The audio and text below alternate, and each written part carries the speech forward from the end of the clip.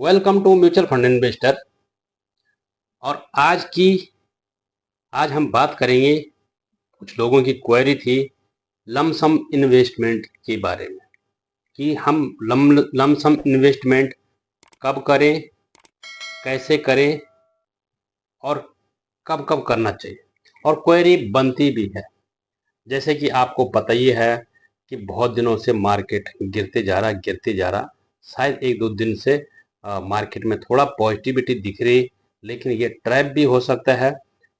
अभी मार्केट का कोई भरोसा नहीं है, कब ऊपर जाए और नीचे भी आ सकता है, ऊपर भी जा सकता है, कोई नहीं जानता है।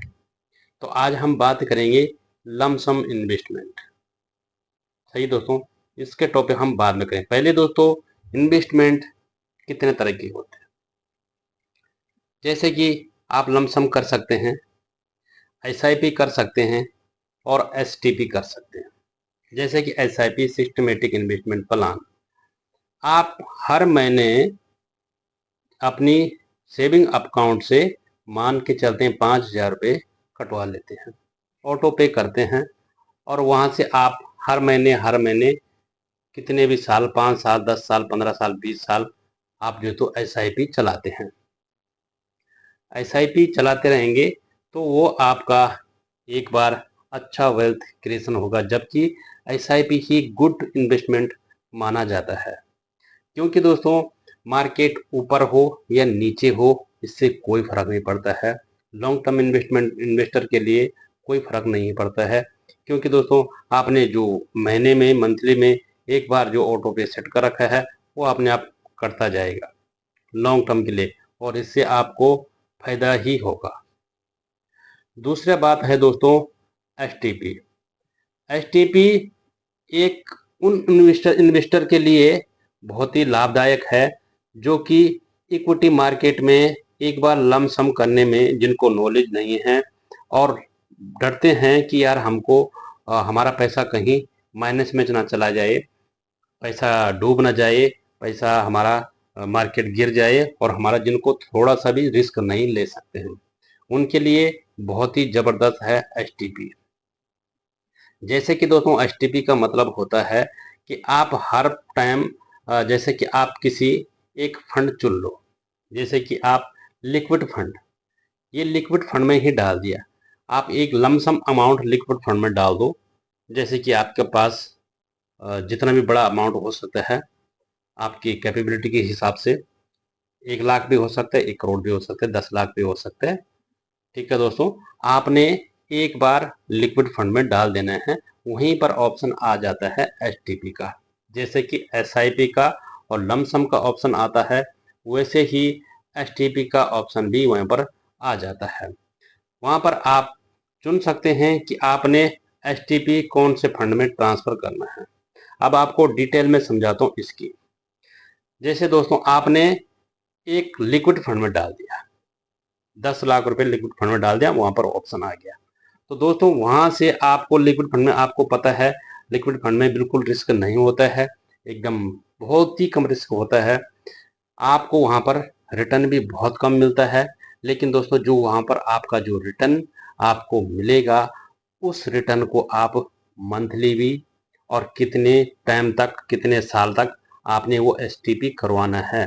मान लेते हैं आपका 10 लाख रुपए एक बार डाल रखा है, और वहां से आपका जो रिटर्न बन रहा, महीने का लगा लो 5,000 बन रहा या 2,000, जितना भी बन रहा, आप उसको धीरे धीरे एसटीपी करके, एग्जाम्पल के लिए आपने एचडीएफसी के लिक्विड फंड में डाला, एचडीएफसी के लिक्विड फंड में डाल के आप एसटीपी कर दिया, तो एचडीएफसी का ही फंड आपको, जैसे कि स्मॉल कैप हो गया या मिड कैप हो गया अपॉर्चुनिटी, मिड कैप अपॉर्चुनिटी, तो वहां पर आप, या फिर लार्ज कैप भी, जो आपको पसंद हो, आप वहां से जो आपका जो रिटर्न है, और वो रिटर्न को आप एसटीपी करते रहेंगे मिड कैप में, स्मॉल कैप में, आप वहां से ट्रांसफर करते रहेंगे उस फंड को, उस पैसे को। आपका इक्विटी मार्केट में वो पैसा लगता रहेगा, और जो आपका प्रिंसिपल अमाउंट है वो भी सेव है।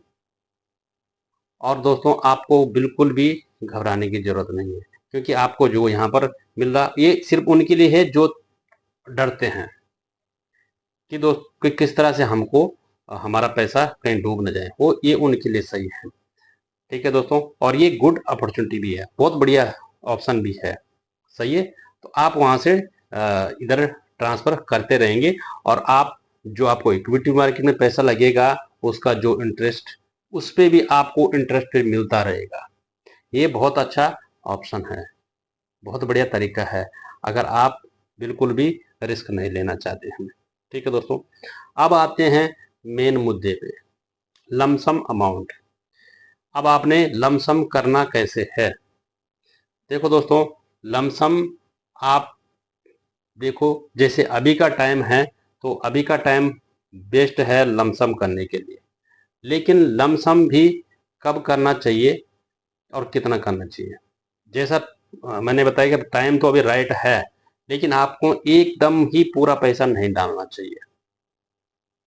अगर आपका मान लेते हैं कि 5 लाख रुपया आपका प्लान है करने का, लमसम करने का, तो उसमें से दोस्तों आपने 1 लाख रुपया ही अभी डालना चाहिए। 25% ही आपको अभी इन्वेस्ट करना चाहिए। इन्वेस्टमेंट, क्योंकि दोस्तों आपकी रिस्क हॉरिजॉन्टल के हिसाब से आपको सोचना चाहिए कि आपको किस तरह से करने का है। सही है दोस्तों, आप अगर मान लेते हैं, अगर आप लॉन्ग टर्म इन्वेस्टर है और एकदम रिस्की इन्वेस्टर है, तो आप कुछ भी कभी भी पूरा भी डाल सकते हैं। लेकिन अभी फिर आपने कहीं पर पूरा डाल दिया, फिर मार्केट अगर नीचे आ गया और नीचे आ गया, 10% अगर नीचे आ गया, फिर आपको प्रॉब्लम हो सकती है। आपका लॉन्ग टर्म के लिए तो मुश्किल नहीं है, आपको बढ़ के ही मिलेगा। लेकिन फिलहाल में आपको अगर नए लोग हैं और आपने डाल दिया, और अगर आपका पैसा अगर माइनस हो गया, तो फिर आप घबरा जाएंगे। इसलिए दोस्तों आपने जो है तो सिर्फ 25% ही डालना चाहिए। और जब आप ये समझेंगे कि हर मार्केट अब रिकवर होने वाला है, तो धीरे धीरे सारा पैसा डाल सकते हैं। अब बात करते हैं कि किस फंड में और कैसे डाल सकते हैं। एग्जाम्पल के लिए दोस्तों, आप एक फ्लेक्सी कैप ले सकते हैं, एक लार्ज कैप ले सकते हैं, और एक मिड कैप ले सकते हैं, एक स्मॉल कैप ले सकते हैं। पैसे को हमेशा डाइवर्सिफिकेशन करके रखना चाहिए। क्योंकि दोस्तों जैसे अभी की गिरावट है, अभी बहुत दिनों से गिरावट हो रही है, और गिरावट में जो है तो ये डाइवर्सिफिकेशन बहुत काम आते हैं। फ्लेक्सी कैप आपका पैसा को मैनेज करके रखता है, ज़्यादा गिरावट नहीं होती है। लार्ज कैप में भी ज़्यादा गिरावट नहीं होती, जबकि स्मॉल कैप और मिड कैप में ज़्यादा फ्लेक्सिबिलिटी होती है, ज़्यादा गिरावट होती है। तो पैसा भी फिर अगर पूरा पैसा अगर आप इसमें डालेंगे, स्मॉल कैप मिड कैप में डालेंगे, तो ज़्यादा आपका पैसा वो भी हो सकता है। इस तरह से तो फंड है दोस्तों, जैसे कि HDFC फ्लेक्सी कैप भी अच्छा फंड है, निप्पॉन इंडिया लार्ज कैप अच्छा फंड है, जो मेरे फेवरेट है जिनमें मैं इन्वेस्टमेंट करता हूँ।